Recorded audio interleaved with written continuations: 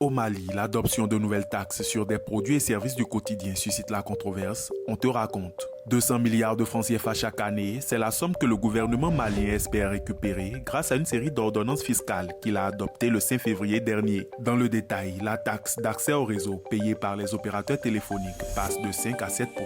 Une décision que le Premier ministre a justifiée par l'essor prodigieux du secteur des télécommunications au cours des 20 dernières années. Le gouvernement a également adopté une taxe spéciale sur la consommation de boissons alcoolisées. Cette taxe, qui sera modulée en fonction du degré d'alcool des produits, devrait permettre, selon le Premier ministre, de contrôler la consommation d'alcool tout en renflouant les caisses de l'État. Enfin, la troisième taxe concerne la contribution directe des populations. Appelée Fonds de soutien aux projets d'infrastructure de base et de développement social, elle consistera en une contribution de 10% sur les cartes de recharge et recharge téléphonique et de 1% sur les transferts de mobile money afin d'impliquer directement les citoyens dans le financement des projets nationaux. Ces nouvelles recettes doivent notamment servir à financer des projets d'infrastructure de base et de développement social. Une partie des recettes fiscales sera ainsi investie dans le secteur énergétique pour réduire les coupures d'électricité intempestives, a précisé le général Abdoulaye Maïga lors d'un point de presse qu'il a donné le mardi 10 février. Sur les réseaux sociaux, cette décision a provoqué de nombreuses réactions. Au lieu de faire peser ces charges sur la population, j'aurais préféré que les autorités montrent l'exemple en étant les premières à se sacrifier, A déclaré l'ancien Premier ministre Moussa Mara lors d'un panel en direct sur TikTok.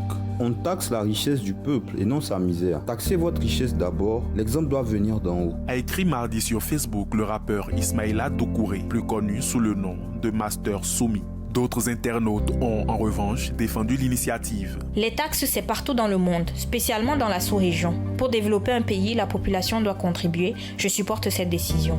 Des mesures qu'il fallait prendre depuis bien longtemps. Les défis de l'heure exigent de nous tous de consentir des efforts. Alouseni Sanou, le ministre des Finances du Mali, a expliqué cette décision par le fait que le Mali devait se prendre en charge en mobilisant mieux les ressources internes pour réduire sa dépendance vis-à-vis de l'aide extérieure.